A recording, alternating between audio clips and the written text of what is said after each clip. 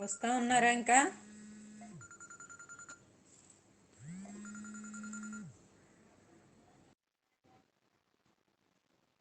Seven members అలర్ట్గా ఉండండి. లోపు మరి మనకి అవుతూ ఉంటుంది. సెకండ్ ఇయర్ క్లాస్ ఇప్పుడు అయ్యింది.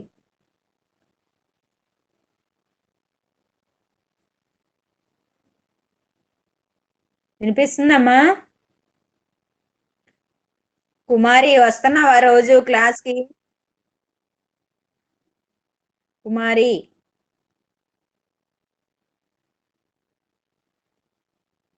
నవ్య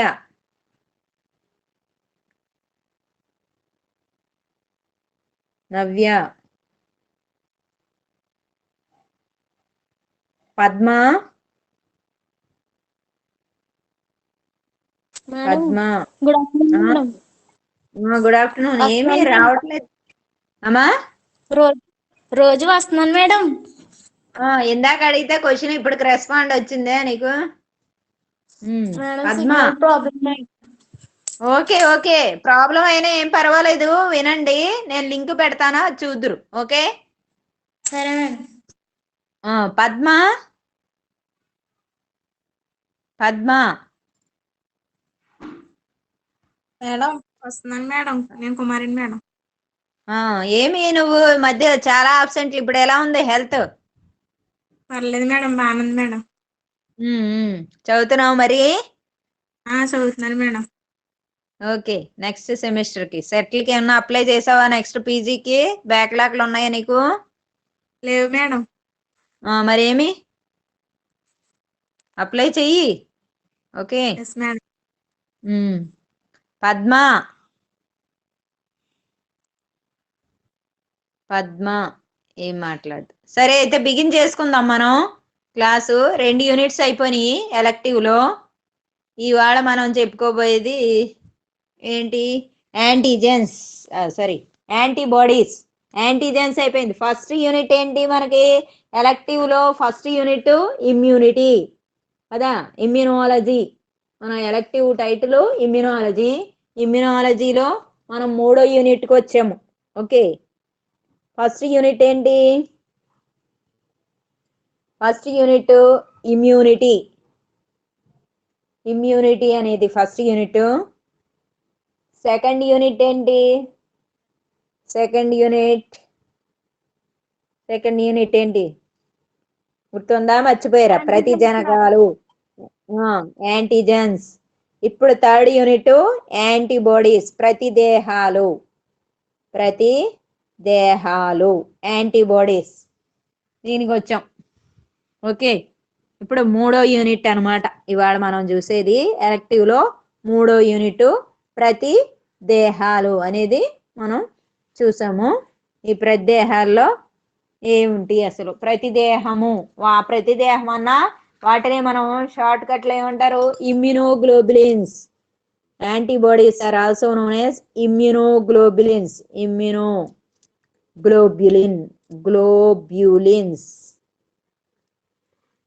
ఇమ్యూనోగ్లోబులిన్లు, దాన్నే షార్ట్ లో ఐజీ అంటారు. సరే, ఇమ్యూనోగ్లోబులిన్స్ అంటారు. మళ్ళీ దీంట్లో టైప్స్ అనేవి ఉంటాయి. ముందు డయాగ్రామ్ వేసుకోండి. డయాగ్రామ్ వేసుకునే ముందు అసలు ఇంట్రడక్షన్ చూద్దాం. అసలు ఇమ్యూనోగ్లోబులిన్స్ అంటే ఏంటి? What is meant by immunoglobulins and their structure, everything today we are going to learn. అసలు అది ఎలా ఉంటాయి, ఏంటి ఇమ్యూనోగ్లోబులిన్స్ అంటే ఏంటి, వాటి యొక్క పుట్టుపోత్రాలు ఏంటి, వాటి వల్ల ఏమన్నా లాభాలు ఉన్నాయా, ఏదైనా ఉపయోగం ఉందా అనేది మనం నేర్చుకుంటాం. ఏంటి ఇమ్యూనోగ్లోబులిన్స్, వాటి వల్ల లాభాలు ఉన్నాయా? ఉన్నాయి. ఆ లాభాలు మనం ఏమంటాం ఇక్కడ? అనువర్తనాలు అంటారు. Applications. What are the applications of immunoglobulins? అనువర్తనాలు ఏంటి? ఫస్ట్ ఏం చూస్తాం మనం? అనువర్తనాలు అనేవి చూస్తాం. What are the applications of immunoglobulins? మనకి ఏమన్నా లాభం ఉంటాయి కదా, వాటి గురించి మనం ప్రిఫర్ చేస్తాం, ఇంపార్టెన్స్ ఇస్తాం. లాభం ఏమీ లేదంటే వాటిని పక్కన పెట్టేస్తాం. సరే, మరి ఇప్పుడు ఇమ్యూనోగ్లోబులిన్స్ దానివల్ల లాభం ఏంటి? ఇవి ప్రతిదేహాలు అని అనుకున్నాం, వాటిని ప్రతిరక్షకాలు అని కూడా అంటారు. Immunoglobulins are nothing but antibodies. English medium వాళ్ళకి ప్రాబ్లం లేదు, ఒకటేటారు తెలుగు మీడియం వాళ్ళకి ప్రతిదేహాలు, ప్రతిరక్షకాలు, ఇమ్యూనోగ్లోబులిన్స్ 3 పదాలు. ఓకే, ఏంటి వీటికి ఒక ధర్మం ఉందంట. ఏంటది? క్యాన్సర్, క్యాన్సర్, హే ఫీవర్, హే జ్వరము అని అంటాం మనం. హే ఫీవర్, క్యాన్సర్, హే ఫీవర్, హే ఫీవర్, హే జ్వరం అంటాం వంటి కొన్ని వ్యాధులను నియంత్రిత ధర్మాలను కలిగి ఉంటాయి. ఇలాంటి వ్యాధుల్ని ఎలా నియంత్రించాలి అనేటువంటి ధర్మాన్ని యాంటీబాడీస్ కలిగి ఉంటాయి అన్నమాట. Antibodies having capacity to combat, to control certain diseases like cancer and hey fever etcetera. ఇలాంటి వ్యాధుల్ని ఏ విధంగా నియంత్రించాలి అనేది వీటిని బట్టి ఉంటుంది అనమాట. అందుకని మనం ప్రతిరక్షకాలని ఏం చేస్తున్నాం? స్టడీ చేస్తున్నాం, చదువుతున్నాం, అధ్యయనం చేస్తున్నాం. వాటి యొక్క పాత్ర ఉంది వాటి యొక్క నియంత్రణలో. వేటి నియంత్రణలో? క్యాన్సరు, హే ఫీవర్. ఓకే, అదొకటి. నెక్స్ట్, ప్రతిరక్షకాలు, ప్రజనకాలు కలిసి ఏం చేస్తాయి? భిన్న వ్యక్తుల్లో, వివిధ రకాల వ్యక్తుల్లో నిన్న చూసాం ఎలాంటి ప్రజనకాలు ఉంటాయి, వాటి యొక్క వర్గీకరణ ఏంటి అనేది నిన్న చూసాం. అదే విధంగా ఈ ప్రజనకాలు ప్రతిరక్షకాలతో కలిసి ఏం చేస్తాయి? సంచయనం చెందడం. సంచయనం అంటే ఏంటి? దాన్ని ఉచ్చీకరణ అంటే ప్రోగు పడతాయి. సంచయనం ఏమేంటి? ప్రతిజనకం ప్లస్ ప్రతిదేహం, యాంటీజన్ విత్ యాంటీబాడీ. ప్రతిదేహం యాంటీబాడీ తోటి సంచయనం వలన భిన్న వ్యక్తుల్లో ఏర్పడుతుందంట? వ్యాధి నిరోధకత, సహనతలో వ్యత్యాసాలు, వృద్ధాప్య లక్షణాలు అనేవి కనబడతాయి.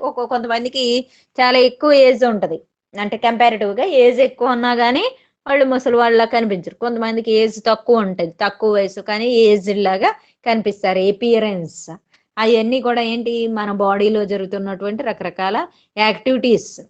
దానికి కారణం ఏంటయ్యానంటే ఈ యాంటీజన్ యాంటీబాడీ సంచయనము. అది కూడా ఒక కారణం. అనేక కారణాలు ఉన్నాయి. అనేక కారణాల్లో ఒక కారణం ఏంటి? ప్రతిజనక ప్రతిదేహాలు సంచయనం వలన ఏం ఏర్పడుతుంది? వ్యాధి నిరోధకత, సహనతలో తేడాలు వస్తాయంట, వ్యత్యాసాలు వస్తాయి. Differences due to antigen antibody accumulations. There may be variations in immunity tolerance, due to which we can see aging of the people and as well as differences in immunity tolerance. అవి చూస్తాం అనమాట. Next, recent గా మనం currently we are using hybridoma technology. Hybridoma technology అని అంటాం. దాన్ని mob అని కూడా అంటాం. మొన్న లాస్ట్ సెమిస్టర్ లో కూడా అయ్యింది మనకి. లాస్ట్ సెమిస్టర్ లో నేను చెప్పా ఏంటి? ఏ పేపర్? యానిమల్ బయోటెక్నాలజీ, జంతు జీవ సాంకేతిక శాస్త్రంలో మనం మ్యాబ్ అనేది నేర్చుకున్నాం. Mob, monoclonal antibodies. దాన్ని హైబ్రిడోమా టెక్నాలజీ అనుకున్నాం. హైబ్రిడోమా టెక్నాలజీ అని అనుకున్నాం. ఇలాగ ఈ హైబ్రిడోమా టెక్నాలజీని ఎందుకు వాడుతున్నారు? రీసెంట్ గా దీని మీదే డిపెండ్ అయ్యి ఉన్నారు అనేది చెప్పుకున్నాం మనం. ఎందుకు? ఇవి use to produce A vast number of antibodies. అధిక సంఖ్యలో ప్రతిరక్షకాలను ఉత్పత్తి చేయడానికి ఈ సిస్టమ్ అనేది తోడ్పడుతుంది అనమాట. హైబ్రిడోమా టెక్నాలజీ అనేది తోడ్పడుతుంది. ఎక్కువ సంఖ్యలో కనుక మనం యాంటీబాడీస్ ని ప్రొడ్యూస్ చేస్తే కానీ easily solve different health issues కదా. ఆరోగ్య సమస్యలు, వివిధ రకాలైనటువంటి ఆరోగ్య సమస్యలను మనం ఏం చేయొచ్చు? కంట్రోల్ చేయొచ్చు, నియంత్రించవచ్చు. నియంత్రించాలి అని అంటే మనకి ఏం కావాలి? యాంటీబాడీస్ కావాలి. యాంటీబాడీస్ కావాలి అధిక సంఖ్యలో అంటే ఏంటి? ఉత్పత్తి చేయడానికి ఉన్న అనేక మార్గాల్లో ఒక మార్గం ఏంటి? మ్యాబ్ లేదా మోనోక్లోనల్ యాంటీబాడీ, హైబ్రిడోమా టెక్నాలజీ అంటాం. దాని ద్వారా ఉత్పత్తి చేయొచ్చు. ఈ యాంటీబాడీస్ కో ధర్మం ఉంది. ఏం ధర్మం? క్యాన్సర్, హే ఫీవర్ వంటి ఆరోగ్య సమస్యలను నియంత్రించేటువంటి ధర్మం కలిగి ఉంది. అందుకని యాంటీబాడీస్ మనం ప్రొడ్యూస్ చేయొచ్చు. భవిష్యత్తులో ఎవరు కూడా ఇలాంటి వ్యాధుల బారిన పడకుండా మనం సొసైటీని రక్షించవచ్చు. అది ఒక కారణం. నెక్స్ట్, ప్రజనక ప్రతిరక్షకాలు సంచయనం అవడం వల్ల వాటి యొక్క రియాక్షన్స్ వల్ల మనకి ఏం కనబడుతుంది? వృద్ధాప్య లక్షణాలు అనేది చూస్తున్నాం. అలాగే immunity differences in immunity tolerance, అంటే వ్యాధి నిరోధకత, సహనతలో వ్యత్యాసాలు అనేవి కూడా మనకి కనిపిస్తా ఉన్నాయి అన్నమాట. దీని అన్నిటికీ కారణం ఏంటి అయ్యా అంటే యాంటీబాడీస్.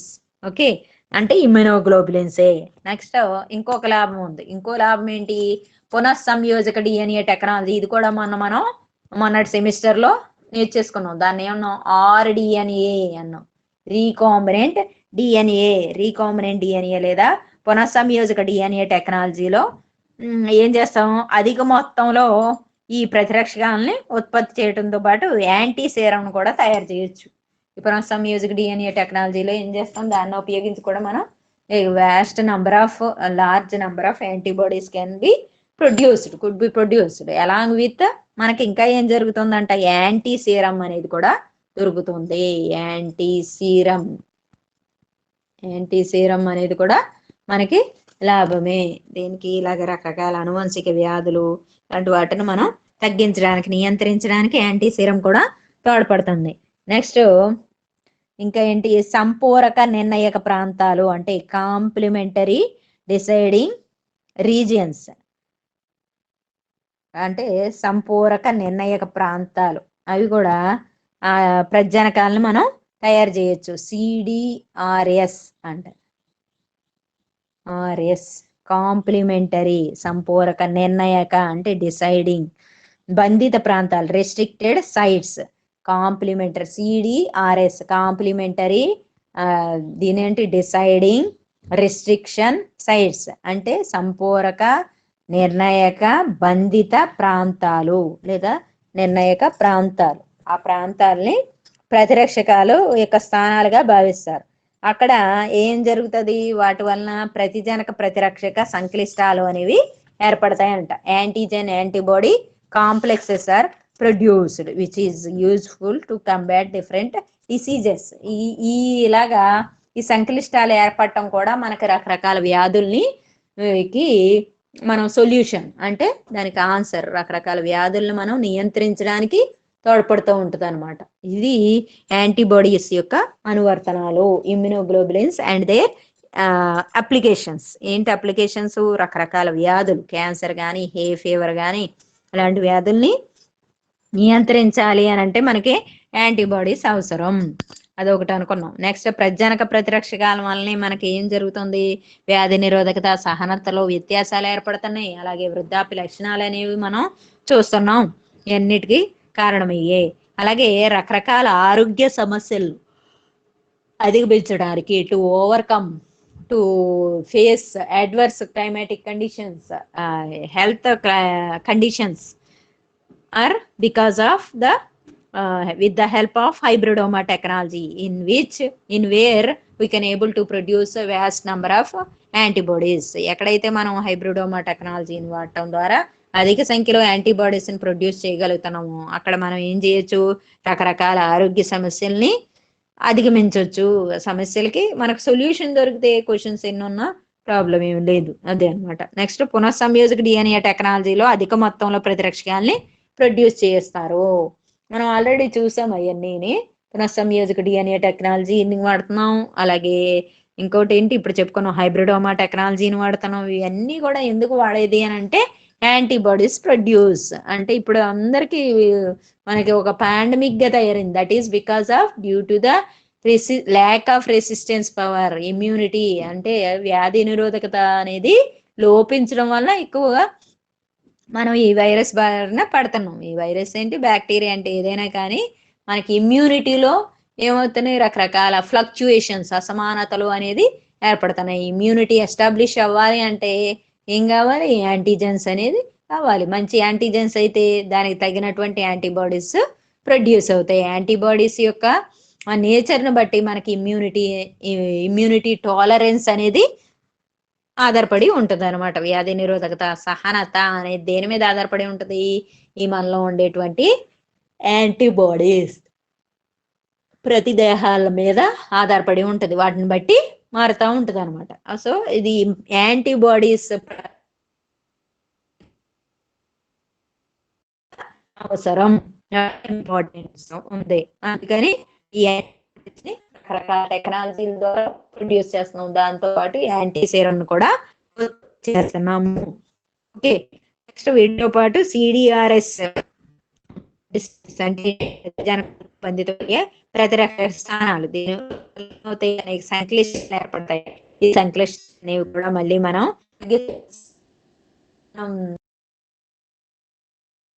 ఈ లో ఉంటాం అనమాట. ఇమ్యూనోగ్లోబులిన్ యొక్క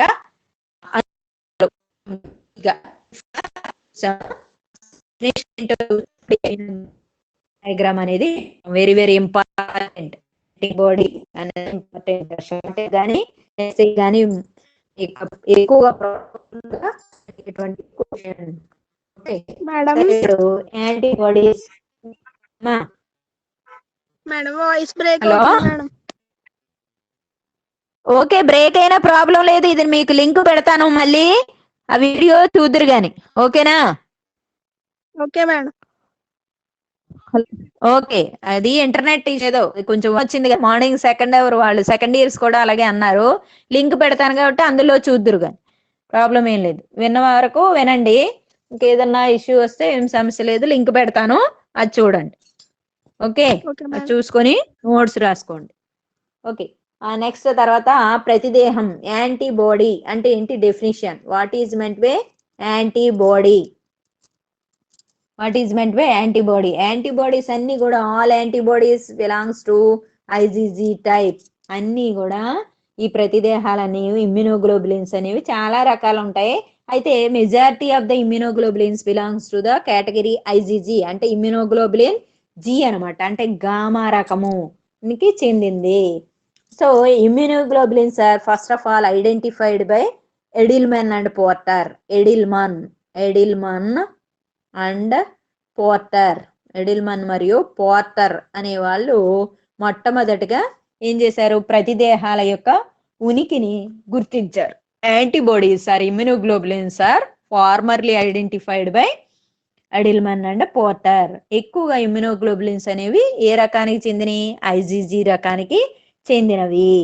ఓకే, రక్తంలో మనకి రకరకాలైనటువంటి ప్రోటీన్స్ అనేవి ఉంటాయి. ఏమేం ప్రోటీన్స్ ఉంటాయి రక్తంలో అంటే ఆల్బుమిన్, గ్లోబులిన్ ఇలాంటి రకరకాల ప్రోటీన్స్ ఉంటాయి. రక్తంలో ఉండేటువంటి ప్రోటీన్స్ ఏమేంటి అంటే రక్తంలో మనకి ఏముంటాయి? రక్తం, బ్లడ్ లో నీకు రెండు పార్ట్స్ ఉంటాయి. ఒకటేమో రక్త కణాలు, హెమటోక్రిట్ అంటాం. నెక్స్ట్ రెండోదేమో ప్లాస్మా అంటాం. ప్లాస్మా. ఇప్పుడు ఈ ప్లాస్మాలో నీకేం చూస్తావు? యాంటీబాడీస్ చూస్తాం. మొన్న లాస్ట్ వీక్ లో ఐడెంటిఫికేషన్ ఆఫ్ బ్లడ్ గ్రూప్స్ అనేది చూసాం మనం, ప్రాక్టికల్ కదా. రక్త వర్గాన్ని గుర్తించడం ఏ విధంగా గుర్తిస్తాము అనేది చూసాము. అప్పుడు చెప్పుకున్నాం మనం ఏంటి? ప్లాస్మాలో యాంటీబాడీస్ ఉంటాయి, రక్త కణాల మీద యాంటీజెన్స్ ఉంటాయి అనుకున్నాం. యాంటీజెన్స్ టాపిక్ లో కూడా చెప్పుకున్నాం. ప్రతిజనకాలు అనేవి రక్త కణాల మీద ఉంటాయి. ప్రతిదేహాలు అనేవి కూడా ఇప్పుడు ప్లాస్మాలో ఉంటాయి అని అనుకున్నాం. సో ప్లాస్మాలో ఏంటి? ప్రతిదేహాలతో పాటు రకరకాల ప్రోటీన్స్ ఉంటాయి. ప్లాస్మాలో ప్రోటీన్స్ ఉంటాయి. ఏం ప్రోటీన్స్ ఉంటాయి చూద్దాం. ఏమేం ప్రోటీన్స్ ఉండవచ్చు ప్లాస్మాలో? What are the different types of proteins present in plasma? కొన్ని ఎగ్జాంపుల్స్. అల్బుమిన్ అనేది ప్రోటీన్. ఎక్కడ ఉంటది అల్బుమిన్? మనకు తెలుసు, అల్బుమిన్ అనేది ఎగ్ లో ఉంటది, అది బాగా మనకు తెలుసు. Next fibrinogen, albumin, fibrinogen. Next globulin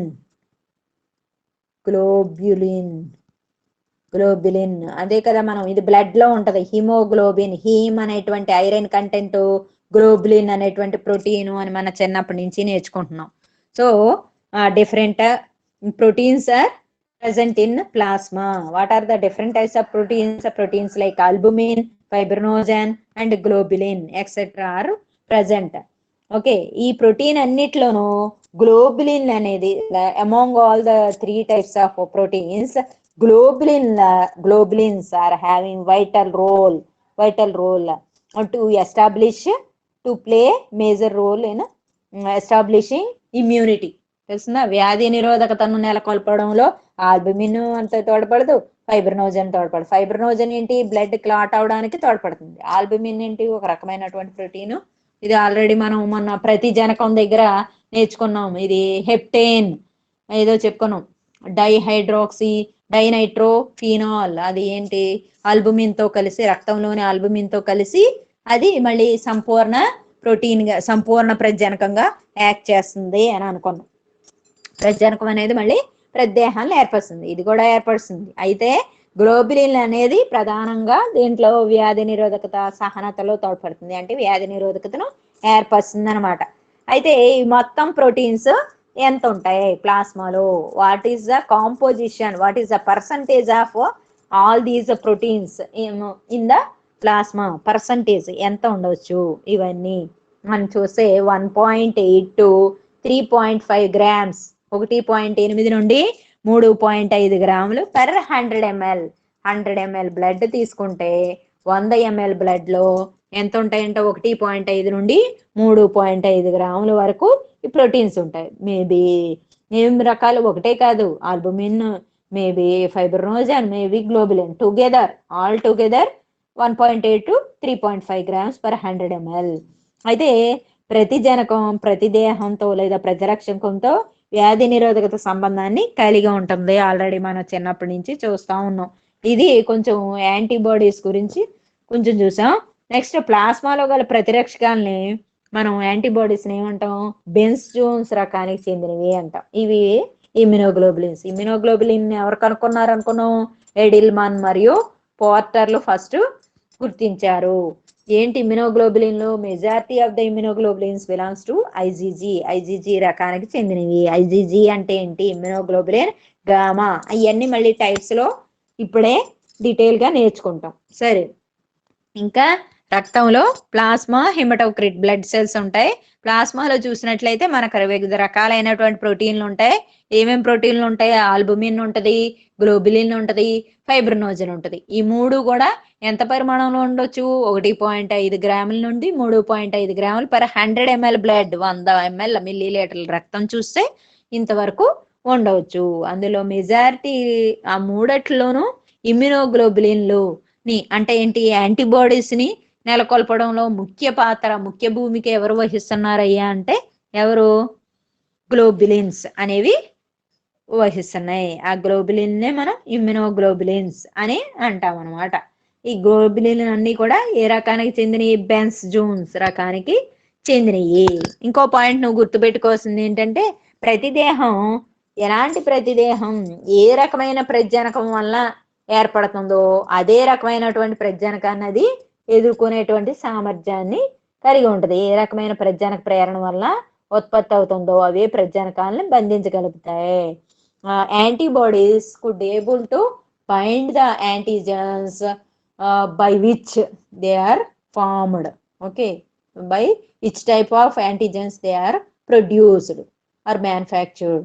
తెలుస్తుందా? ఏ రకమైనటువంటి ప్రజనకాలతో అవి తయారు చేయబడినవో అదే రకమైనటువంటి ప్రతిజనకాలతోటి ఏర్పడిన ప్రదేహాలు బంధించబడతాయి.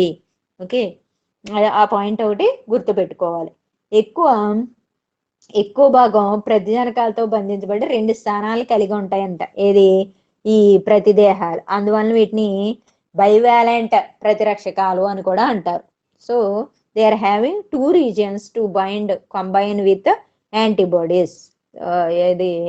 యాంటీబాడీస్ 2 ప్లేసెస్, 2 స్థానాలని కలిగి ఉంటాయి. ఆ 2 స్థానాల వద్ద 2 sides, they are having 2 sides. ఆ 2 sides దగ్గర ఏమవుతుంది? యాంటీజెన్స్ యాంటీబాడీ తోటి బైండ్స్, కలుస్తుంది అనమాట. అందువల్ల వీటిని బైవాలెంట్స్ అని కూడా అంటారు. Bivalents because of 2 sides where antigens are combining with antibodies. Already మనం యాంటీజెన్ అనేటువంటి టాపిక్ లో, యాంటీజెన్ లెసన్ లో చెప్పుకున్నాం. ఒక్కొక్క యాంటీజెన్ వేసుకుంటే యాంటీజెన్ యొక్క ఉపరితలంలో, ప్రజనకం యొక్క ఉపరితలంలో అనేక బంధిత ప్రదేశాలు ఉంటాయి అని అనుకోండి. ఈ ప్రదేశంలోనే ప్రతిదేహం వచ్చి జాయిన్ అవుతుంది. ఆ ప్రదేశంలోనే ఇమడగలదు అని అనుకున్నాం. ఆ ప్రదేశాలను మనం ఏమన్నాం? ఎపిటోప్ అన్నాం. గుర్తుందా ఏమన్నా? ఎపిటోప్ అన్నాం. సో ఎన్ని సైట్స్ ఉంటాయి, ఎన్ని ప్రతిరక్షకాలతో బంధితమయ్యేటువంటి ప్రజనక స్థలాలు ఉంటాయో దాన్ని ప్రతిజనకం యొక్క వ్యాలెన్సీ అని అంటాము అని అనుకున్నాం. దీన్ని బట్టి నీకేం తెలిసింది? ఏం తెలిసింది చెప్పు? ఏమీ తెలియలా. తెలిసిందా అన్నా? ప్రతిజనకాలతోటి బంధించబడటానికి ప్రతి దేహానికి 2 భాగాలు ఉంటాయి. అంటే ఏంటి? దాన్ని ఏమన్నాం? పారాటోప్. 2 పారాటోపులు 2 ప్లేసెస్ లో ఉంటాయి అనమాట. 2 పారాటోపుల్ని ప్రతిరక్షకం కలిగి ఉంటుంది. పారాటోప్ అంటే ఏంటి? ప్రజనకంతో బంధితం అయ్యేటువంటి ప్రదేశం. అది 2 ప్రదేశాలు కలిగి ఉంటుంది. అందువల్ల వీటిని ఏమంటాం, బైవాలెంట్ ప్రతిరక్షకాలు అని అంటాం. ఓకే, వై ఆకృతిలో ఉంటాయి. ఇప్పుడు ప్రతిరక్షకం లేదా ఇమ్యునోగ్లోబులిన్ యొక్క డయాగ్రామ్ వేసుకుని చూద్దాం ఎలా ఉంటుందో. డయాగ్రామ్ వేద్దాం. ఎలా ఉండవచ్చు, ఇది వై షేప్ లో ఉంటుందంట. వేసుకోండి అందరూ చక్కగా డయాగ్రామ్.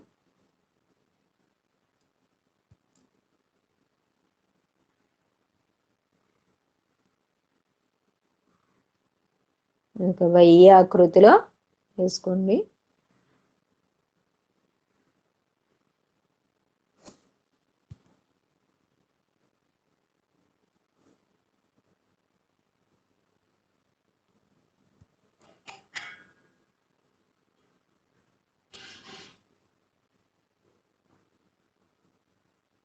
ఇది ఏంటి, భార గొలుసు అంటారు. దీన్ని ఏమంటారు, హెవీ చైన్. ఇది హెవీ చైన్. నెక్స్ట్ దీని కింద, దీని పక్కనే ఇంకోటి లైట్ చైన్, అంటే తేలిక గొలుసు.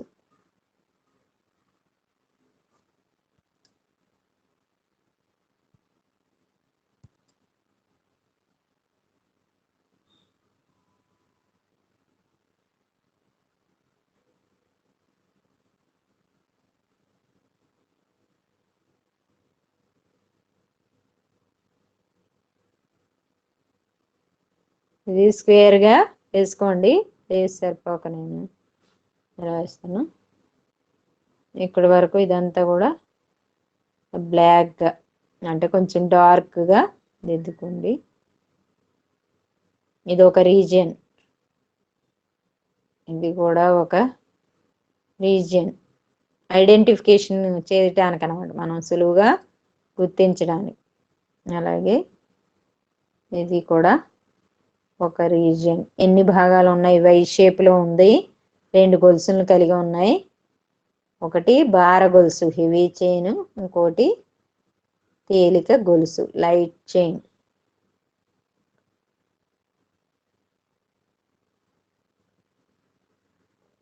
ఓకే, ఇప్పుడు దీన్ని ఏమంటాం, ఇక్కడి నుంచి ఇక్కడికి ఎఫ్సి ప్రాంతం, FC region, fraction of crystal, FC ప్రాంతం అంటాం. ఓకే, ఇది అంటే అన్డార్కెన్, ఏమీ లేకుండా లైట్ గా ఉన్న ఈ భాగాన్ని నిర్దిష్ట ప్రాంతం లేదా స్థిర ప్రాంతం అని కూడా అంటారు. Okay, constant region, constant region or specific region. ఈ బ్లాక్ డార్కెన్ చేసాం కదా, ఇక్కడ ఇక్కడ ఇక్కడ ఇక్కడ డార్క్ చేసాము. ఈ రీజియన్ ని మారే ప్రాంతం అంట. మారే, మారే ప్రాంతం, వేరియబుల్ రీజియన్.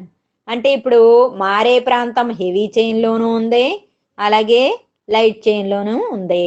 అలా గుర్తుపెట్టుకోవాలి.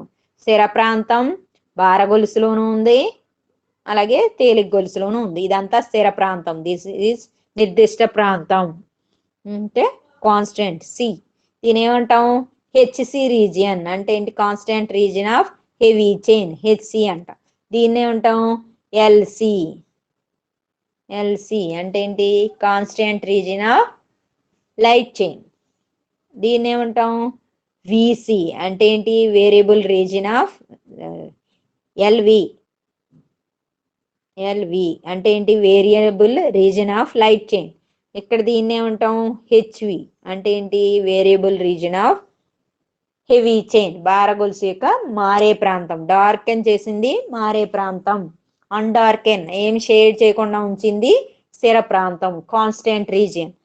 నెక్స్ట్ తర్వాత ఈ రెండిటికి, ఇది ఒక హెవీ చైన్, ఇది ఒక హెవీ చైన్. 2 భార గొలుసులకి మధ్య ఎస్ఎస్ బాండ్, అంటే డైసల్ఫైడ్ బాండ్. 2 డైసల్ఫైడ్ బాండ్లు ఉంటాయి, ఇక్కడ ఒకటి ఇక్కడ ఒకటి, 2.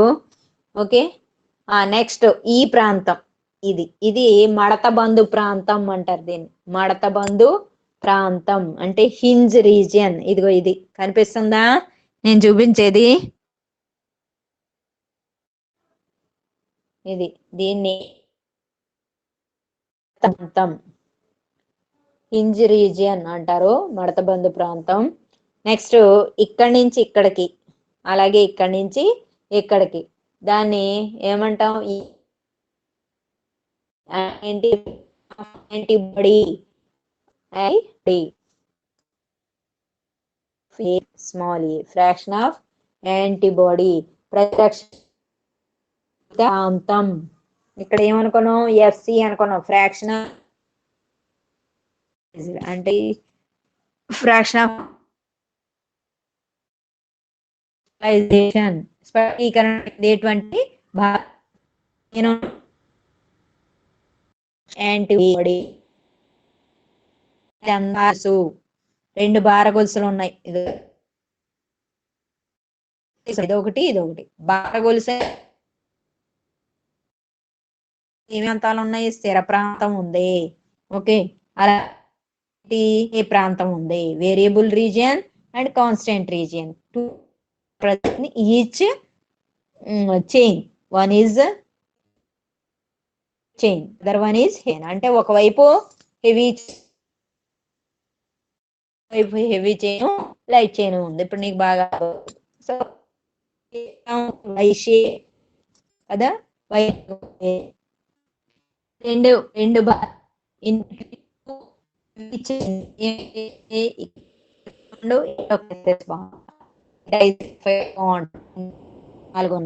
ఇక్కడ హెవీ, ఇదేంటి? లైట్, ఇది heavy chain. Between light and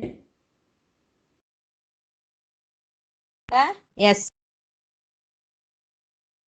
heavy,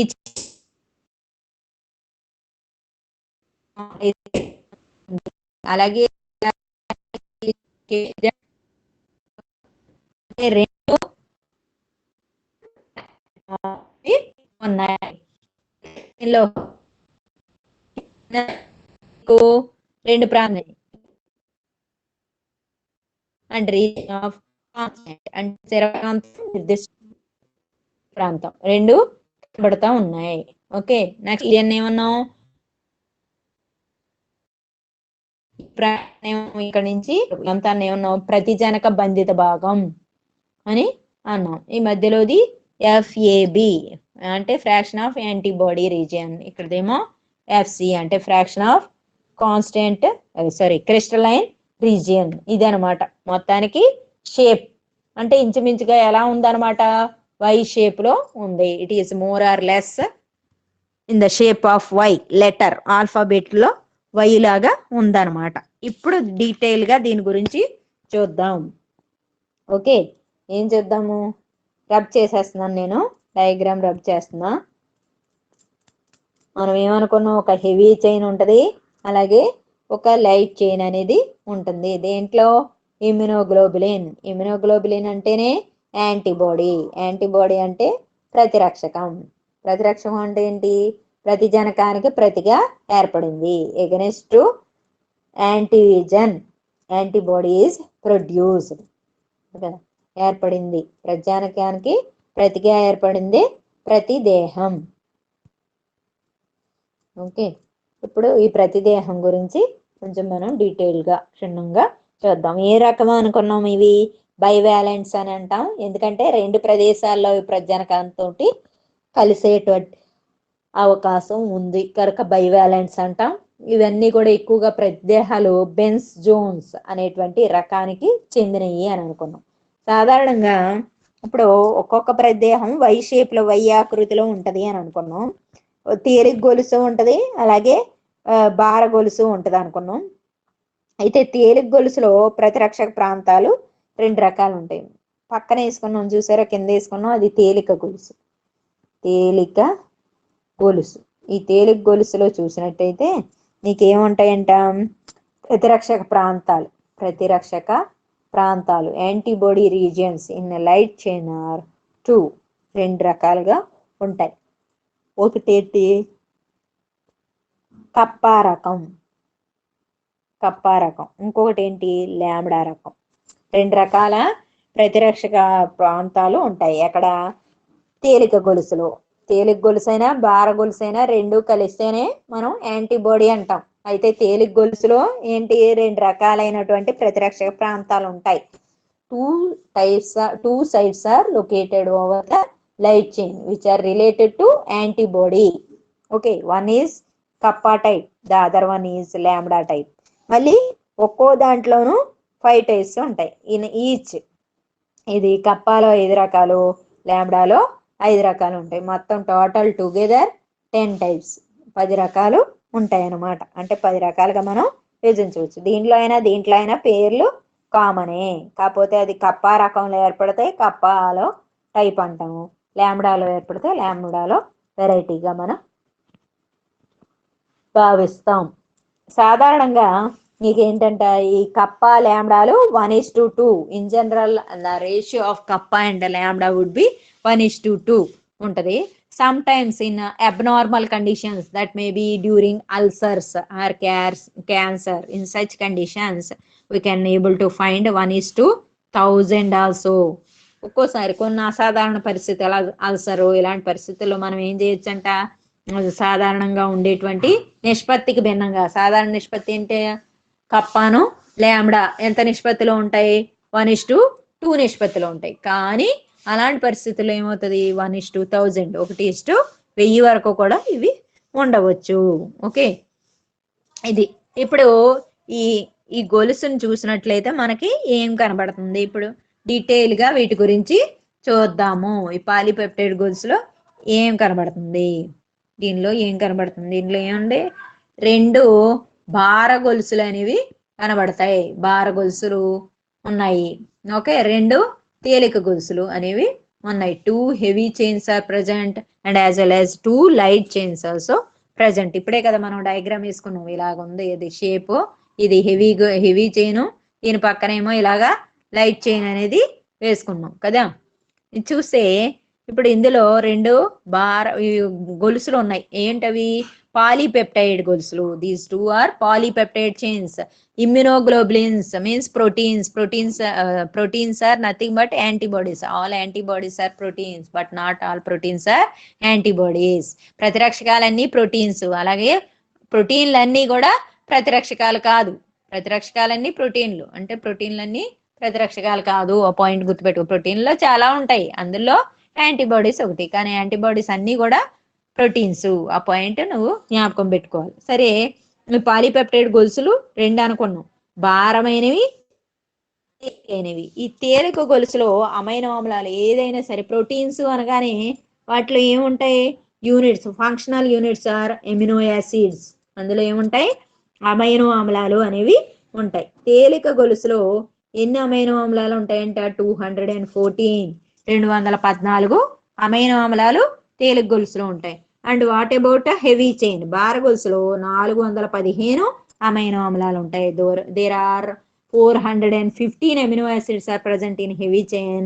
At the same time 214 amino acids are present in light chain. తేలిక గొలుసులోనేమో 214 ఉంటాయి, భార గొలుసులో చూస్తే ఇంచుమించుగా దానికి డబల్, 2 రెట్లు అనమాట.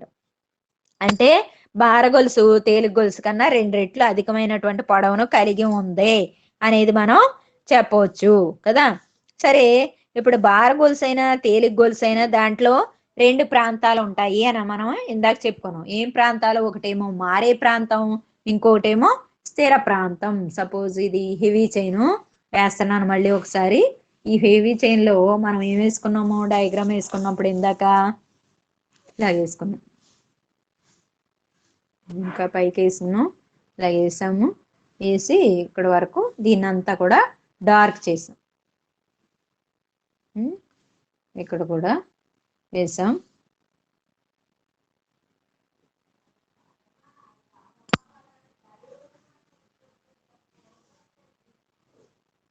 ఇదిగా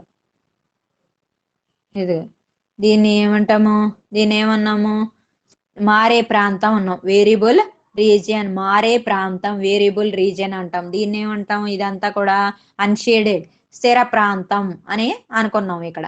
మరి ఆ పేర్లు ఎందుకు వచ్చినాయి, ఎందుకు స్థిర ప్రాంతం, హౌ కెన్ యూ ఐడెంటిఫై, ఎలా గుర్తిస్తావు నువ్వు, దేన్ని బట్టి మనం ఈ పేర్లు పెట్టాము అనేది మనం చూద్దాం.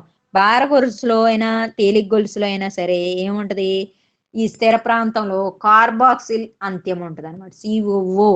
ఎమినో యాసిడ్ అంటే ఏమొస్తుంది లాస్ట్ లో మనకి, COO అంటే కార్బాక్సిల్ అంత్యము వస్తే దాన్ని ఏమంటాం, స్థిర ప్రాంతం అంటాం. The stable region should possess the amino acyl group, amino group, okay sorry carboxyl group, carboxyl సమూహాన్ని కలిగి ఉంటే అది స్థిర ప్రాంతం అనేది గుర్తుపెట్టుకోవాలి. మరి మారే ప్రాంతం, మారే ప్రాంతంలో ఏముంటది, మారే ప్రాంతంలో అమైనో అంత్యం అనేది ఉంటది. మారే ప్రాంతంలో ఏముంటది నీకు, అమైనో అంత్యం అనేది ఉంటది. అంటే NH2 అనేది ఉంటది. NH2 COOH, COO అంటే ఏంటి, అమినో యాసిడ్. అమినో యాసిడ్ లో ఏమో ఉంటది, అమినో సముదాయం ఉంటది, కార్బాక్సిల్ సముదాయం ఉంటుంది. కార్బాక్సిల్ సముదాయం ఉంది అంటే అది ఏంటి, స్థిర ప్రాంతం. ఓకే, అమినో సముదాయం ఉంది అంటే మారే ప్రాంతం. మారే ప్రాంతాన్ని మనం ఇలా డార్క్ చేసి చూపించాం. లైట్ గొలుసులోనూ మారే ప్రాంతం ఉంది అంటే ప్రతి గొలుసు ఏమన్నా మనం పాలీపెప్టైడ్ చైన్, ప్రతి పాలీపెప్టైడ్ చైన్ లో అంటే బారైనా తేలికైనా ఏముంది, ఒక అమైనో అంత్యం ఉంది. One end is with amino group, the other end is with carboxyl group. The end with carboxyl group is stable region or constant region. The end with amino group is variable region. Amino group ఉన్నది మారేటువంటి ప్రదేశం, carboxyl group ఉన్నది స్థిర ప్రాంతం. Okay, దీన్ని బట్టి మనం identify చేయొచ్చు. ఇంకొక పాయింట్ నువ్వు గుర్తుపెట్టుకోవాల్సింది ఏంటంటే, బార గొలుసు 415 అమైనో ఆమ్లాలను కలిగి ఉంటుంది. అంటే ఇంచుమించుగా it is 2 folds more in length compared with light chain అని అనుకున్నాం కదా. 2 రెట్లు అధిక పరిమాణంలో ఉంటుంది అని మనం చెప్పుకున్నాము. అయితే చెప్పుకున్నప్పుడు మనకి ఏం కనబడుతుంది దీంట్లో, మనకి స్థిర ప్రాంతము అలాగే మారే ప్రాంతము అనేది మనం చూసాం. స్థిర ప్రాంతంలో ఏంటి, ఇందాకే చెప్పుకున్నాం, కార్బాక్సిల్ గ్రూప్ ఉంటే దాన్ని మనం స్థిర ప్రాంతం అనుకున్నాం. బార గొలుసులో స్థిర ప్రాంతంలో ఏముంటాయి, బార గొలుసులో స్థిర ప్రాంతం అంటే ఏంటి, కార్బాక్సిల్ అంత్యాన్ని కలిగి ఉన్నప్పుడు దాంట్లో ఏముంటది, CH1, CH2, CH3. H indicates heavy chain, heavy chain, constant heavy chain 1, constant heavy chain 2, constant heavy chain 3 అనేటువంటి 3 స్థిర ప్రాంతాలు అనేవి ఉంటాయి అన్నమాట. ఓకే, బార గొలుసు, తేలిక గొలుసు ఇప్పుడు అర్థమైంది కదా. బార గొలుసు, స్థిర గొలుసు ఏముంటాయి, స్థిర ప్రాంతాలకి అంటుకుని ఉంటాయి. అంటే కార్బోహైడ్రేట్స్ ఎప్పుడు కూడా ఈ ప్రోటీన్స్, ఇవి ప్రోటీన్స్ కదా. ఈ బార గొలుసు, స్థిర గొలుసుల్లోని, తేలిక గొలుసుల్లోని స్థిర ప్రాంతాలకే కార్బోహైడ్రేట్స్ అతుక్కుంటాయి అన్నమాట.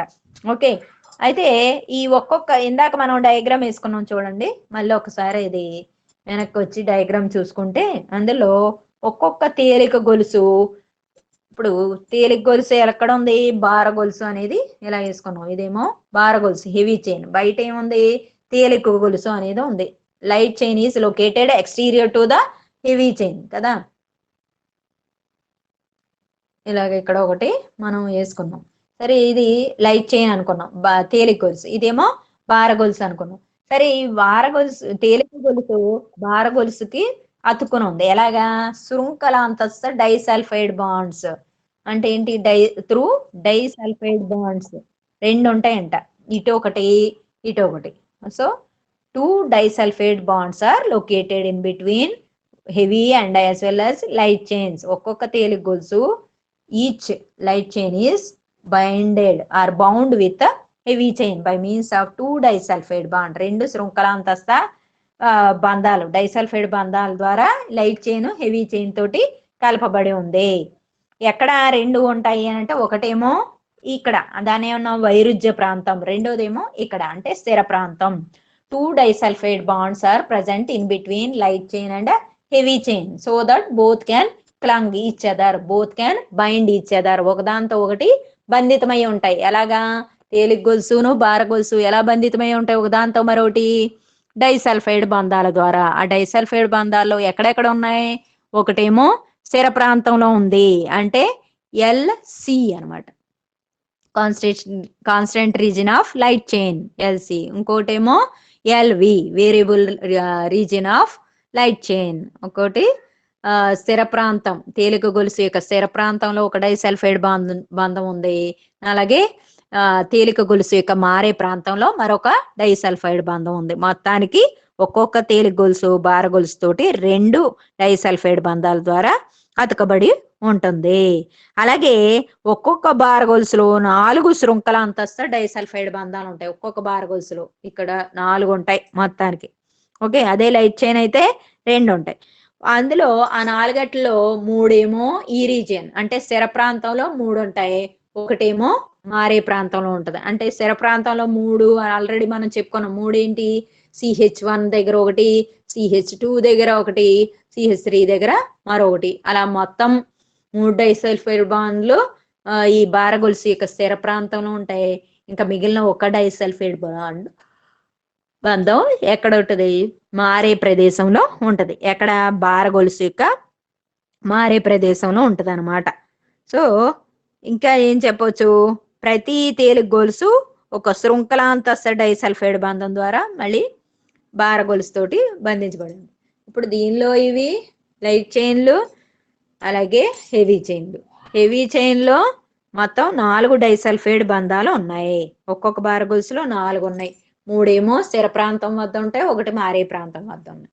ఈ తేలిక గొలుసులో 2 ఉంటాయి, ఒకటేమో మారే ప్రాంతం వద్ద ఉంది, ఒకటేమో ఇక్కడ స్థిర ప్రాంతం వద్ద ఉన్నాయి.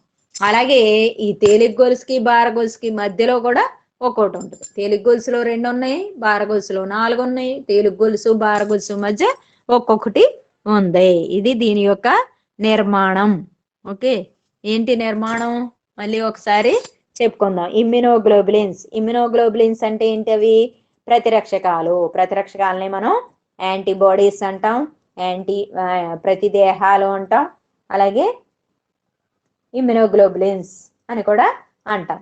మెజారిటీ ఇమ్యునోగ్లోబులిన్స్ IgG రకానికి చెందినవి. అత్యధికంగా ఇమ్యునోగ్లోబులిన్స్ IgG రకానికి చెందినవి. ఇంకా కొన్ని వేరే రకాలు కూడా ఉంటాయి.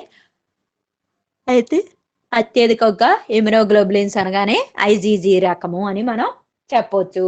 సరే, ఇప్పుడు ఈ ఇమ్యునోగ్లోబులిన్స్ ని ఐడెంటిఫై చేసింది ఎవరు? ఎడిల్మన్ మరియు పోర్టర్ అనేవాళ్ళు ఇమ్యునోగ్లోబులిన్ ని గుర్తించారు. ఎడిల్మన్ మరియు పోర్టర్లు గుర్తించారు. అయితే ఏ షేప్ లో ఉంటాయి ఇవి? వై ఆకృతిలో ఉంటాయి. ఇంచుమించుగా వై ఆకృతిలో ఉంటాయి. ఈ నిర్మాణం తెలుసుకునే ముందు మళ్ళీ ఒకసారి ఏం చేద్దాం? ఈ ఇమ్యునోగ్లోబులిన్స్ అంటే ప్రోటీన్స్ అనుకున్నాం కదా, ఇవి ఎక్కడ ఉంటాయి? ప్లాస్మాలో ఉంటాయి. ఈ ప్లాస్మాలో ఎలాంటి ప్రోటీన్స్ ఉంటాయి అని అంటే ఇమ్యునోగ్లోబులిన్స్ ఉండొచ్చు, ఫైబ్రినోజన్స్ ఉండొచ్చు, నెక్స్ట్ ఇంకేముండొచ్చు? ఆల్బుమిన్స్ అనేవి ఉండవచ్చు. ఇవన్నీ కూడా రకరకాలైనటువంటి ప్రోటీన్లు. అయితే ఈ ఉన్నటువంటి ప్రోటీన్లు అన్నీ కూడా ఎంతవరకు ఉంటాయంటే 1.8 to 3.5 mg/100 ml. 100 ml రక్తం తీసుకుంటే అంత రేంజ్ వరకు, ఆ పరిధిలో ప్రోటీన్స్ అన్ని గ్రాములు ఉండవచ్చు. ఆ ప్రోటీన్ అన్నిటిలోనూ ఎక్కువగా అత్యధికంగా ఏది? ఇమ్యునోగ్లోబులిన్స్ అనేవి వ్యాధి నిరోధకతలో తోడ్పడతాయి. వ్యాధి నిరోధకతను ఏర్పరచడంలో తోడ్పడతాయి. అందుకని మనం ఇమ్యునోగ్లోబులిన్స్ కి ఎక్కువ ప్రాధాన్యత అనేది ఇచ్చాం. ఈ ఇమ్యునోగ్లోబులిన్స్ అనేవి బెన్స్ జోన్స్ రకానికి చెందినవి, అదొక టైప్ దానికి. ఇంకా ప్రతి ఇమ్యునోగ్లోబులిన్ లో 2 ప్రతిరక్షక బంధిత ప్రదేశాలు ఉంటాయి. ఆ 2 ప్రదేశాల ద్వారా అది ప్రతిజనకంతో బంధితం అవుతుంది. మనం ఆల్రెడీ ప్రతిజనకం లెసన్ లో చూసాం. ప్రతి దేహం ప్రతిజనకంతో బంధితం అవుతుంది, దాన్ని ఏమంటాం? పారాటోప్ అంటాం. అలాగే ప్రతిజనకం ప్రతి దేహంతో బంధితమైంటుంది, దాన్నేమో ఎపిటోప్ అంటాం. అంటే పారాటోపులు 2 ఉంటాయి అన్నమాట ప్రతి దేహం మీద. అది ఒకటి గుర్తుపెట్టుకోవాలి. తర్వాత ఈ ఇమ్యునోగ్లోబులిన్ చూస్తే ఇవి 2 పాలీపెప్టైడ్ గొలుసులు. ఏమేం గొలుసులు అయ్యాయి అంటే బార గొలుసులు, 2 బార గొలుసులు, 2 తేలిక గొలుసులతో కూడినటువంటి పాలీపెప్టైడ్ అనమాట. చైన్ గొలుసు వై ఆకృతిలో ఉంటుంది. ప్రతి గొలుసులోనూ నువ్వు 2 ప్రాంతాలను చూసావు. ఒకటేమో స్థిరమైన ప్రాంతం, ఇంకోటేమో మారే ప్రాంతం. మారే ప్రాంతాన్ని మనం డార్క్ చేసి చూసాము, అంటే కొంచెం థిక్ గా చేసి చూపించాము. స్థిర ప్రాంతం అనేది అన్షేడెడ్ గా ఉంది. అయితే నువ్వు గుర్తుపెట్టుకోవాల్సింది, బార గొలుసు పొడవు తేలిక గొలుసు కన్నా 2 రెట్లు అధికంగా ఉంటుంది. నెక్స్ట్ ఇంకోటి ఏంటి గుర్తుపెట్టుకోవాల్సింది? బార గొలుసులో స్థిర ప్రాంతము ఎన్ని 3 భాగాలుగా ఉంటుంది, అంటే CH1, CH2, CH3. తేలిక గొలుసులో అయితే స్థిర ప్రాంతం ఒకటే, దాన్ని ఏమంటాం? LC అని అంటాం. అలాగే ప్రతి గొలుసులో మారే ప్రదేశం ఉంటది, అలాగే స్థిర ప్రదేశం కూడా ఉంటది. మారే ప్రదేశాన్ని వేరియబుల్ రీజియన్ అంటాం, వి తోటి సూచిస్తాం. స్థిర ప్రాంతాన్ని కాన్స్టెంట్ రీజియన్ అంటాం, దాన్ని సితో సూచిస్తాం. మారేదాన్ని వి తోటి సూచిస్తాం. ఆ మారే ప్రదేశం లైట్ చైన్ మీద ఉంటే ఎల్వి అని, హెవీ చైన్ భార గొలుసు మీద ఉంటే హెచ్వి అని అంటాం. స్థిర ప్రాంతం లైట్ చైన్ మీద ఉంటే ఎల్సి అని, హెవీ చైన్ మీద ఉంటే హెచ్సి అని అంటాం. ఓకే, అదొకటి. నెక్స్ట్, ప్రతి ఇమ్యునోగ్లోబులిన్ లో 2 రకాల అంత్యాలు ఉంటాయి. ఒకటి అమైనో అంత్యము, ఇంకోటి కార్బాక్సిలిక్ అంత్యం. అమైనో అంత్యం ఉన్నదేమో దాన్ని ఏమంటాం మనం? మారే ప్రదేశం అంటాం. మారే ప్రదేశం ఎక్కడైతే ఉందో మారే ప్రదేశంలో అమైనో అంత్యం ఉంటుంది. The amino acid where amino acid is present, that region is known as variable region. That means variable region is with amino acid group, and the stable constant region is with carboxylic group. అది గుర్తుపెట్టుకోవాలి. అంటే ప్రతి bar గొలుసులోను తేలిక గొలుసులోను amino సముదాయం ఉంది, అలాగే carboxylic సముదాయం అనేది కూడా ఉంది. ఓకే, తర్వాత ఇంకా ఏంటి, మీకు ఎఫ్సి ప్రాంతం, ఎఫ్ఏబి ప్రాంతం అనేది ఉంటుంది. ఎఫ్సి అంటే ఫ్రాక్షన్ ఆఫ్ క్రిస్టల్, స్ఫటికీకరణ చెందేటువంటి భాగం ఎఫ్సి. అది ఎక్కడ ఉంటది? భార గొలుసు యొక్క స్థిర ప్రాంతంలో ఉంటది అనమాట. నెక్స్ట్, భార గొలుసు యొక్క మడత బంధు ప్రాంతాన్ని, మడత బంధు అంటే ఏంటి? 2 భార గొలుసులు ఇలా ఫోల్డ్ అయ్యి ఉంటాయి, వంపు తిరిగి ఉంటాయి, దాన్ని మడత బంధు ప్రాంతం అంటాం. ఆ మడత బంధు ప్రాంతం వద్ద ఏముంటది? ప్రతిజనక బంధిత ప్రాంతం ఉంటుంది, యాంటీజెన్ బైండెడ్ రీజియన్ అనేది ఉంటుంది. అలాగే ఈ భార గొలుసు యొక్క పై భుజాల మొత్తం వద్ద, ఈ పై భుజం మొత్తం అంటే అక్కడ ఏంటి? కొంచెం స్థిర ప్రాంతం ఉంది, అలాగే మారే ప్రాంతం, రెండింటి యొక్క కలయిక మనం ఎక్కడైతే చూస్తామో అక్కడ ఎఫ్ఏబి అంటే ఫ్రాక్షన్ ఆఫ్ యాంటీబాడీ, అంటే ప్రతిరక్షకం యొక్క తొనకగా మనం భావిస్తాం అనమాట. ఇది ఈ ఇమ్యునోగ్లోబులిన్ యొక్క స్ట్రక్చర్. సాధారణంగా ఈ ఇమ్యునోగ్లోబులిన్స్ లో చూస్తే మనకి ఈ తేలిక గొలుసు అయినా భార గొలుసు అయినా వాటిలో ఏముంటాయి? లేమడా ఉంటుంది, కప్ప అనేది ఉంటుంది. సాధారణ పరిస్థితుల్లో కప్ప లేమడాల మధ్య నిష్పత్తి 1:2 ఉంటుంది. ఒక్కోసారి అసాధారణ పరిస్థితులు, ఏదైనా అల్సర్స్ లేదంటే ఏదైనా క్యాన్సర్ అలాంటి రుగ్మతలు ఉన్నప్పుడు వీటి యొక్క సంఖ్య 1:2 బదులు 1:1000, 1/1000 అంటే ఏంటి? ఒక కణమేమో కప్ప కణం ఉంటే 1000 వరకు లాంబ్డా రకపు కణాలు అనేవి ఉండవచ్చు. అది ఎప్పుడు? అసాధారణ పరిస్థితిలోనే మనకి కనిపిస్తుంది. సరే, ఈ ఇమ్యునోగ్లోబులిన్ మొత్తానికి Y ఆకృతిలో ఉంది అని అనుకున్నాం. ఈ ఇమ్యునోగ్లోబులిన్ లో రకాలు అనేది మనం చూద్దాం. ఈ రకాలు అనేది కొంచెం చూసుకొని అప్పుడు మనం క్లాసు ఎండ్ చేద్దాము. ఏమేమి రకాలు ఉండవచ్చు ఇమ్యునోగ్లోబులిన్ లో అంటే ఇందాక చెప్పుకున్నాం. ఫస్ట్ ఇమ్యునోగ్లోబులిన్ అన్ని కూడా ఒక రకానికి చెందినవి అని చెప్పుకున్నాం ఫస్ట్ లోని. ఏ రకం? ఐజీజీ రకానికి చెందినవి. ఇక్కడ ఇమ్యునోగ్లోబులిన్స్ ఏ రకాలు? ఇమ్యునోగ్లోబులిన్స్ 5 రకాలు. 5 రకాలు. ఒకటి ఏంటి? ఐజీజీ. రెండేంటి? ఐజీఏ. మూడేంటి? ఐజీఎం. నాలుగేంటి? ఐజీడి. లాస్ట్ ఇదేంటి? ఐజీఈ.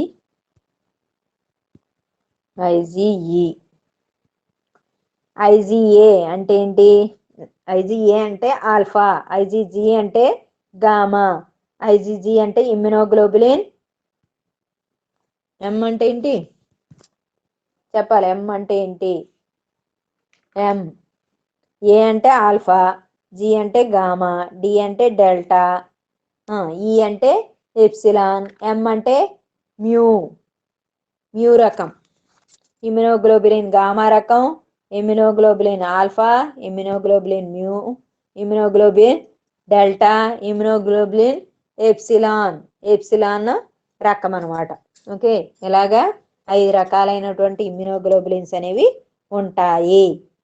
దీనికి సంబంధించి కొంచెం ఇన్ఫర్మేషన్, ఒక ట్యాబులర్ ఫామ్ చూద్దాం. తర్వాత మధ్యాహ్నం కొంచెం డయాగ్రామ్స్ చూసుకొని ప్రాక్టికల్ ఏదైనా చూసుకుందాం. కవర్లో మీరు అసైన్మెంట్ రాద్దరు. ఓకే, ఇక అడ్డం తిప్పుతాను నేను. అడ్డం తిప్పితే వాటి మధ్య ఉన్నటువంటి డిఫరెన్సెస్, భేదాలు ఏంటి అనేది ప్రధానంగా మనకి తెలుస్తుంది. అనువర్తనాలు కూడా మనం నేర్చుకున్నాం, అది మళ్ళీ లాస్ట్లో ఒకసారి చూద్దాం. రకం, రకం అంటే ఏంటి, ఏ రకం, ఐజీజీయా, ఏయా, బియా అది. నెక్స్ట్ అణుభారం, మాలిక్యులర్ వెయిట్ వస్తుంది. నెక్స్ట్ పర్సంటేజ్, రక్తంలో ఎంత శాతం ఉంటుంది. నెక్స్ట్ వ్యాలెన్సీ అనేది వస్తుంది. నెక్స్ట్ స్థానం, పొజిషన్ అనేది వస్తుంది. నెక్స్ట్ ఎక్స్క్లూజివ్ ఫీచర్స్, ప్రత్యేకతలు అనేది వస్తుంది. ఐజీజీ అనేది తీసుకున్నాం ఫస్ట్, ఇమ్యునోగ్లోబులిన్ గామా, ఐజీజీ తీసుకున్నాం. దాని మాలిక్యులర్ వెయిట్ ఎంత ఉంటుంది, 1,50,000, 1,50,000 అని దాని యొక్క అణుభారం అనేది ఉంటుంది. రక్తంలో ఎంత పర్సంటేజ్ ఉండొచ్చు, 75 to 80%, అంటే మెజారిటీ ఐజీజీ రకం, అందుకే ఇందాక అనుకున్నాం ఐజీజీ. వ్యాలెన్సీ ఎంత ఉంటుందంట, 2% అనేది వ్యాలెన్సీ ఉంటుంది. స్థానం ఎక్కడ ఉండొచ్చు, ఇది రక్తము కణజాలం, రక్తం తర్వాత కణజాలాల్లో ఐజీజీ రకం అనేది కనిపిస్తుంది. ప్రత్యేకతలు, జరాయి ద్వారా పిండంలోను ప్రవేశిస్తుంది. మనకి తల్లి నుండి బిడ్డకు వచ్చేటువంటిది. మనం ఇమ్యూనిటీ ఫస్ట్ యూనిట్లో నేర్చుకున్నాం. ఇమ్యూనిటీలో మనం ఏమనుకున్నాం, పుట్టుకతో వచ్చేటువంటి వ్యాధి నిరోధకత, ఇంకోటి ఆర్జిత అసంక్రామ్యత అనుకున్నాం. Innate immunity and acquired immunity. Acquired immunity మళ్ళీ 2 రకాలు, ఆర్జిత అసంక్రామ్యత మళ్ళీ 2 రకాలు. సహజ ఆర్జిత అసంక్రామ్యత, కృత్రిమ ఆర్జిత అసంక్రామ్యత. అందులో మనం పైన ఏదో చెప్పుకున్నాం, ఏంటి, స్తబ్ద ఒకటి ప్యాసివ్, ఇంకోటి సక్రియ యాక్టివ్. సక్రియ అంటే ఏంటి, వాటిలో అవే. స్తబ్ద అంటే ఏంటి, వేరొక జీవి నుంచి. అందులో యాక్టివ్లో సహజ, సక్రియ, ఆర్జిత అసంక్రామ్యత, natural, active, acquired immunity, and ఇంకోటి artificial acquired immunity, active acquired immunity. సహజ సక్రియ ఆర్జిత అసంక్రామ్యత, నెక్స్ట్ కృత్రిమ సక్రియ ఆర్జిత అసంక్రామ్యత, అలా నేర్చుకున్నాం.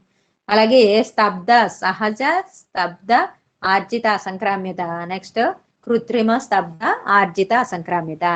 Acquired immunity, natural passive acquired immunity, artificial passive acquired immunity అనుకున్నాం. అందులో సెకండ్ది అంటే ప్యాసివ్ అనేది అంటే ఏంటి, స్తబ్ద అంటే మన బాడీలో యాంటీబాడీస్ అనేవి ప్రొడ్యూస్ అవ్వవు. These antibodies are unable to produce in our body.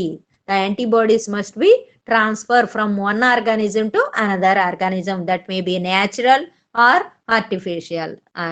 కృత్రిమంగా జరగవచ్చు లేదా సహజసిద్ధంగా జరగవచ్చు. కృత్రిమంగా అంటే మనకు తెలుసు, యాంటీ సీరము అలా తీసుకుంటే యాంటీబాడీస్ ని ఇంకో జీవిలో తయారైనటువంటి యాంటీబాడీస్ మన శరీరంలోనికి ఎక్కించుకుంటున్నాం, అది కృత్రిమంగా. ఓకే, ఇప్పుడు నేచురల్ గా సహజ సిద్ధంగా అంటే ఏంటి, మదర్ వూంబ్ అంటే జరాయి ద్వారా త్రూ ప్లాసెంటా మదర్ నుంచి బిడ్డకి ఇమ్యునోగ్లోబులిన్స్ అనేవి ట్రాన్స్ఫర్ అవుతాయి. అలా ట్రాన్స్ఫర్ అయ్యే వాటిలో ఫస్ట్ రకం ఏంటి, ఐజీజీ. ఐజీజీ గురించి చూస్తున్నాం ఫస్ట్. ఇది ఐజీజీ అనేది ఏంటి, దానికి పేరు ఎలా వచ్చింది, గామా అంటాం దాన్ని, ఇమ్యునోగ్లోబులిన్ గామా అంటాం. అణుభారం ఎంత ఉంది, 1,50,000 ఉంది. ఎంత పర్సెంటేజ్, 75 to 80%. వ్యాలెన్సీ ఎంత ఉంది, 2% ఉంది. స్థానం ఎక్కడ, రక్తము అలాగే కణజాలం. ప్రత్యేకతలు ఏంటి, జరాయి ద్వారా పిండంలోనికి ప్రవేశిస్తుంది. నెక్స్ట్ ఇంకోటి చెప్పుకొని ఆఫ్ చేద్దాము, ఒక 10 minutes, కొంచెం క్లాస్కి లేట్గా రండి. ఓకే, నెక్స్ట్ ఇంకోటి ఏంటి, ఐజిఎం అంటే ఏంటి, ఇమ్యునోగ్లోబులిన్ మ్యూ.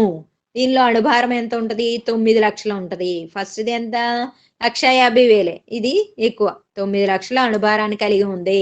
పర్సంటేజ్ ఎంత, 6 to 7%, అంటే ఐజీజీఏ ఎక్కువ, ఐజిఎం అనేది తక్కువ, 6%. నెక్స్ట్ వ్యాలెన్సీ అది 2% ఉంటాయి, ఇది 5 to 10%. వ్యాలెన్సీ ఎంత, 5 to 10. దానిలో లాగే ఇది రక్తములోనూ ఉండొచ్చు, కణజాలంలో, లైక్ ద అబోవ్ అంటే IgG. Like IgG it can also able to deposit present in a blood and as well as in a tissue. Okay, అయితే ఇది ఏం చేస్తుంది, ప్రతిజనక ప్రేరణ వల్ల ఏర్పడు ప్రాథమిక ప్రతిచర్యల్లో మొదట ఏర్పడే ప్రతిరక్షకాలు అనమాట. ప్రతిజనక ప్రేరణ వల్ల ఏర్పడే వాటిని మనం ప్రదేహాలు అంటాం. ఆ ఏర్పడే ప్రదేహాల్లో ఫస్ట్ ఏర్పడేవి ఏంటి అంటే ఐజిఎం అనమాట. ఇవి జరాయి ద్వారా ప్రవేశించలేవు. These are unable to enter through placenta. Okay, IgM అనేది తక్కువ పర్సంటేజ్ ఉంటుంది, 6 to 7% ఉంటుంది కానీ మాలిక్యులర్ వెయిట్ 9000 ఎక్కువ. ఓకే, కానీ ప్రజానకం యొక్క ప్రేరణ వల్ల ఉత్పత్తి అయ్యే ప్రతిరక్షకాల్లో ఫస్ట్ ఎవరయ్యా అంటే IgM type of antibodies. Okay, ఇక నెక్స్ట్ మధ్యాహ్నం దీనికి కంటిన్యూషన్ అనేది చూద్దాం. ఎవరు రాలేదు, యాబ్సెంట్ ఎవరు? భూమిక వినపడిందా? లింక్ పెడతానులే, మళ్ళీ అది వాచ్ చేద్దరు గాని. ఎవరు రాలేదు, ఆబ్సెంట్ ఎవరు? కీర్తి, దివ్యసాయి, మాధురి, మనీషా, గాయత్రి, ధనలక్ష్మి, అనస్టియస్, వాగ్దేవి, నవ్యశ్రీ, జ్యోతి, వసంతప్రియ, రోషిని, సత్యవేణి, పద్మ, మాధురి, అనస్టియస్, శ్రావణి, సత్యసాయి, దుర్గా, కుమారి, అపర్ణ, స్వాతి. ఎవరు రాలా? తినొచ్చిందా? ఎవరు? Shri Vidyadevi,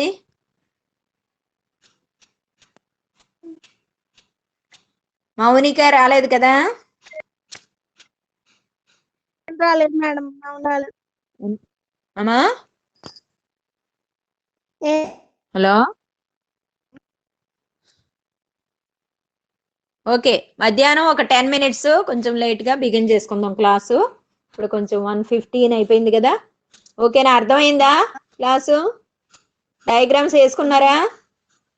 okay. Yes madam.